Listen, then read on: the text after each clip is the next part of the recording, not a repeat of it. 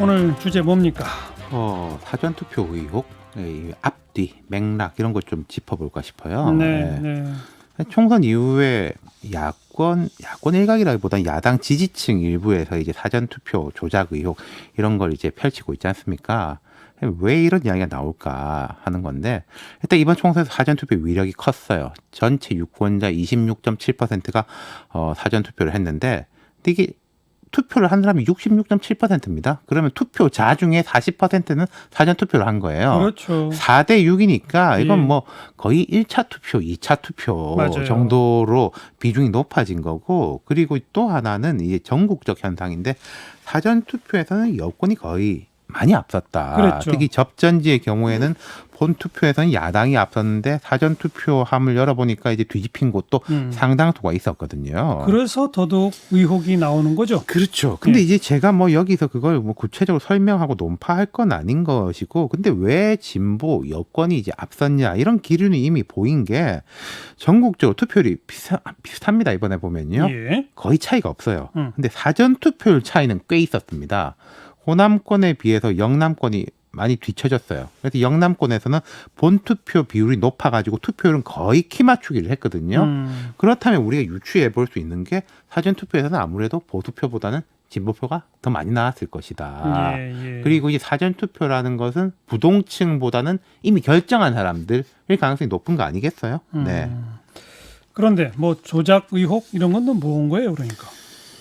그러니까 이제 거의 뭐 모든 지역에서 사전투표, 특히 수도권에서는 사전투표의 이제 득표율이 후보들마다 거의 비슷하다. 뭐 어떻게 그럴 수가 있냐라는 건데, 그게 실제로 그렇지 않다라는 게 이제 첫 번째가 있고, 두 번째로는 통계적으로 볼 때 그렇게 수렴될 수 있다. 뭐 두 가지가 있는데, 일단 그것에 대한 설명보다는요, 선거 이후에 이런 반발이 드문 건 아닙니다. 과거에 사전투표 실시됐을 때도 못 믿겠다고 해가지고요, 사전투표한 보관함 그 옆에서, 보관 장소 옆에서 밤새도록 감시하고 이런 분들이 꽤 예. 있었어요. 이게 예. 진보 보수 양쪽에서 다 있었습니다. 예. 그리고 지난 2012년 대선 이후에는 당시의 야권이죠, 그 문재인 후보 지지층에서 부정투표 의혹을 제기해가지고, 제 기억은 한 1년쯤 그 시민단체도 꾸려가지고 야당을 막 압박하고 그랬었거든요. 그래서 선관위에서 시연도 하고, 뭐 방송인 김어준 씨 같은 경우에는 영화도 제작하고 그랬는데, 결국 흐지부지도 했죠. 예. 이런 현상이 왜 나타나냐? 근본적인 이유는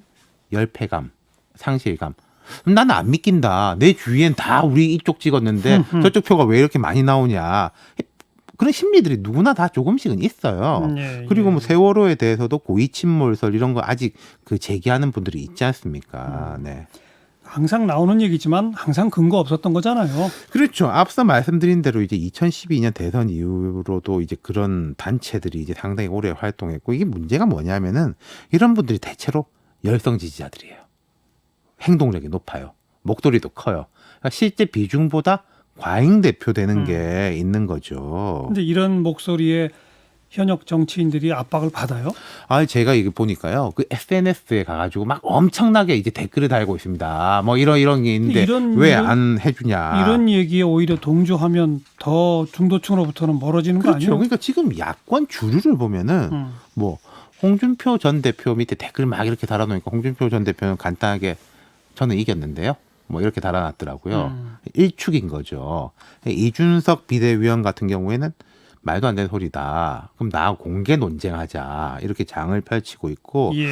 그리고 좀 뭐 셀럽이라고 해야 되나? 보수 측 명망가, 조갑재, 정규재 이런 분들이 유튜브 같은 데 영향력이 있지 않습니까? 예. 말도 안 되는 의혹이다. 선을 긋고 있는데, 이제 또 그런 분들한테도 가서 이제 당신도 좌파다. 뭐 이런 식의 이제 그 반발이 있는데, 이제 과잉 대표도 있지만 이런 음모론들이 자리 잡는 또 다른 배경이 있어요. 뭐 어떤 배경이요? 유튜브나 팟캐스트 같은 이제 그 플랫폼들이 있지 않습니까? 그런 플랫폼을 통해 가지고 자기 개인의 목소리를 제기하고, 그러면 또 이제 호응하는 열광적 지지자들이 생기고, 그러면은 그게 굴러가는 거잖아요. 네. 활동할 수 있는 이제 물적 기반도 만들어지고 하다 보니까 과거보다는 이런 의혹을 제기하는 분들의 환경이 좋아진다고도 볼 수 있는 거죠. 예. 그런데 뭐 조금 시간 지나면 결국 힘을 잃게 되잖아요. 그러니까 제가 생각할 때는 그럴 것 같습니다. 그 이제 과거 여당이 안 좋을 때도 이런 문제로 힘든 것들이 있었는데, 이제 이 야당 입장에서도 이게 과제 중에 하나긴 할 거예요. 그러니까 꼭 이 의혹뿐만 아니라 이게 뭔가를 이제 상징하는 건데 예. 사사건건 뭐 강성 목소리를 내는 일부 지지자들. 예컨대 차명진 후보 그 제명 논란 있을 때도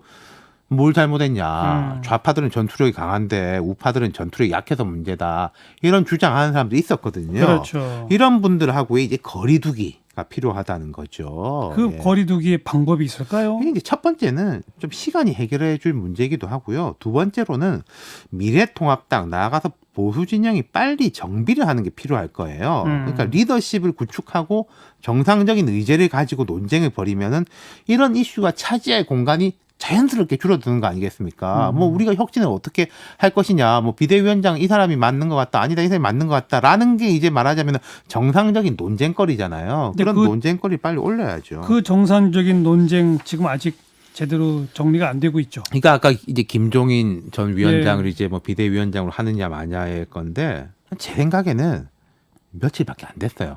조금 더 시끄러울 겁니다. 하지만 이번 주 안에는 어느 정도 가닥을 잡아야지. 이번 주말 넘기고 뭐 다음 주가 되면 이제 월요일밖에 안 됐습니다. 그러니까 한 4월 시간이 남은 건데 예. 그때까지는 조금 그 리더십에 대한 문제를 해결해야 된다. 그래서 정상적인 의제가 올라서야지 그 비정상적인 의제가 차지하는 공간과 비중이 줄어드는 거 아니겠습니까? 그렇죠. 그러니까 이 사전투표 의혹 같은 경우에는요, 뭐 끝장 토론 같은 걸 통해서 논파하는 것도 중요하겠지만, 그럼 또 뭐 들고 나오고 그러거든요. 예, 예. 그러니까 제가 말씀드린 게 포지티브 방식이 좀 더 효과를 발휘할 것 같습니다.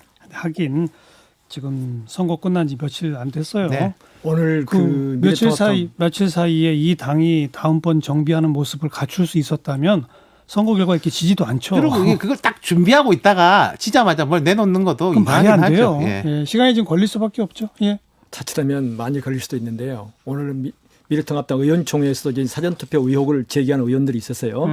이걸 보면서 야, 저 당은 뭐가 중요한지를 모르는 당이 아닌가 싶어요. 그리고 유튜브들의 이제 과잉 대표성 얘기했는데 거기에 함몰되면 될수록 미래통합당은 갈수록 미궁에 근데 예. 빠진다. 다 겪는 저는 뭐 통증인 것 같아요. 아까 제가 말씀드렸지만 2012년에도 민주당 의원 두 사람이 이걸 대리해가지고 선관위에다 제출하고 그랬었거든요. 조작의 설에 대해 가지고 여기도 아마 그럴 겁니다. 뉴스 사이다였어요.